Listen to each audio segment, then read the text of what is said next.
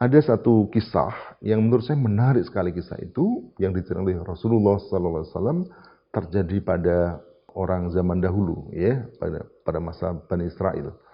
Ada orang yang dia itu diceritakan menjadi penjahat. Dia membunuh orang sebanyak berapa? 99 orang. Kemudian dia setelah membunuh sekian banyak orang itu dia merasa sangat berdosa dan dia ingin bertobat. Datanglah dia kepada abid. Ya, kalau abid itu berarti ahli ibadah. Ya, orang ahli ibadah itu belum tentu alim. Dan orang ahli ibadah ditanya, lalu kemudian dikatakan, apakah saya ini bisa diampuni Allah?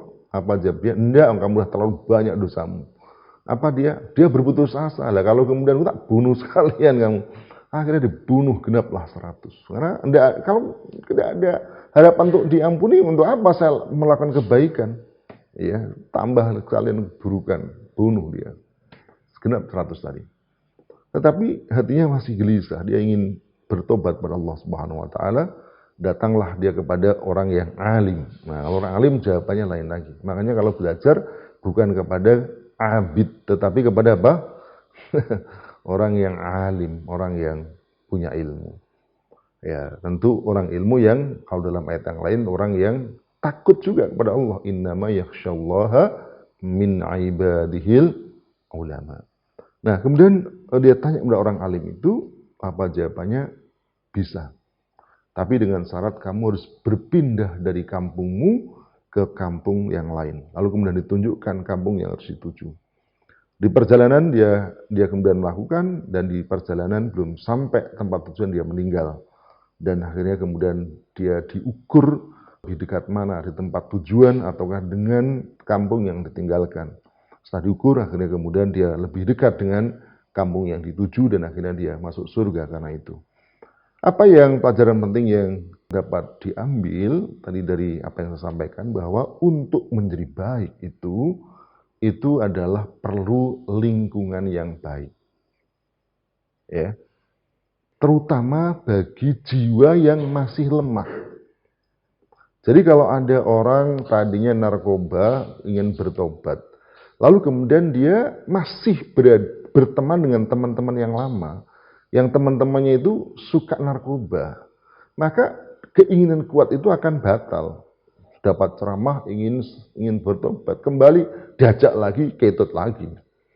Kalau kemudian dia suka minum keras, lalu kemudian dia tidak pindah dari komunitasnya, lalu kemudian di situ lagi, dia akan ketut lagi, akan ikut lagi, karena dia masih lemah. Ya. Berbeda kalau imannya sudah kuat, maka dia bisa mengubah realitas. Tapi kalau seperti yang baru bertobat itu, maka dianjurkan dia berpindah tempat, berpindah komunitas, berpindah teman-teman, berpindah pergaulan.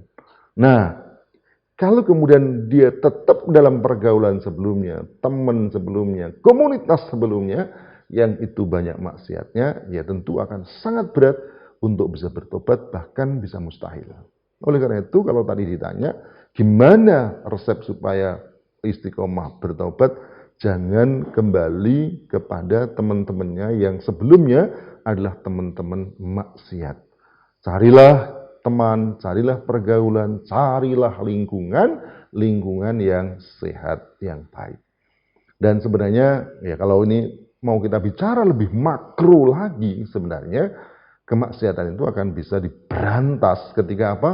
Sistemnya, negaranya memang tidak mentoleransi kemaksiatan. Jadi kalau negaranya seperti sekarang ini mentoleransi kemaksiatan, maka akan sulit akan mencegah orang-orang maksiat. Bahkan yang menjadi lebih parah lagi adalah ketika apa? Bukan hanya sekedar mentoleransi kemaksiatan, mentoleransi pelaku maksiat, tetapi lebih parah lagi adalah menekan orang-orang yang taat, orang-orang yang mengajak kepada kebenaran. Sulit sekali. Bagaimana ini? Ya. Oleh karena itu, kalau tadi sedikit kembali lagi pada pertanyaannya, maka carilah itu. Dan oleh karena itu berkumpullah tombo itu. Salah satu obat hati itu adalah apa? Kumpulono orang soleh. berkumpullah dengan orang-orang soleh. Karena kamu itu akan ditentukan oleh teman kamu. Siapa kamu dengan siapa bergaul, begitulah cara hidup kamu.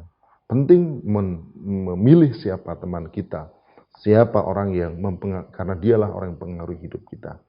Saya kira itu diantaranya. Oleh karena itu penting ngaji, bukan hanya lewat YouTube seperti ini, tapi juga ngaji darat, bertemu dengan teman-teman yang sepengajian, insya Allah akan menjadi baik. Saya ingin berikan gambarannya kayak gini lah. Pernah naik pesawat kan, Ustaz Gusli? Naik pesawat dari Kendari sana ke Jakarta. Ya, coba misalnya ditanya, kalau panjenengan Ustaz Gusli naik pesawat dari mana? Dari Kendari ke Jakarta. Antum tanya itu penumpang samping kiri, mau kemana? Jawabnya apa? Jakarta. Kanan ditanya Jakarta. Depan ditanya Jakarta. Belakang Jakarta. Ada enggak ditanya Papua gitu? Enggak ada, ini jurusan Jakarta kok. Ya, bahkan pramugari sampai apa namanya? Pilotnya juga akan menjawab ke Jakarta. Jadi kalau kita tujuannya ke Jakarta, itu ya carilah pesawat yang menuju Jakarta, kan begitu. Kalau itu kemudian sudah kita cari ke sana, ya kita akan bertemu dengan orang-orang yang sepadan, serupa.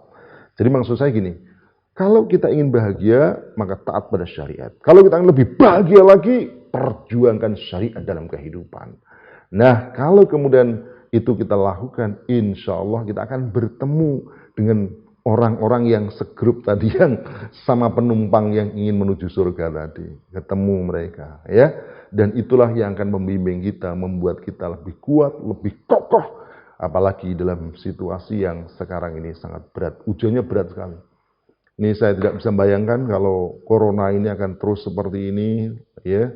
Lalu ekonomi makin sulit pada saat yang sama, akidahnya tidak dikuatkan. Ini saya tidak bisa bayangkan apa yang terjadi ini, ya, ke depan ini. Oleh karena itu justru sekarang inilah waktunya untuk mengokohkan iman kita, mengokohkan perjuangan kita, dan tentu bersama orang-orang yang seakidah, seperjuangan, dan sevisi dalam hidup kita.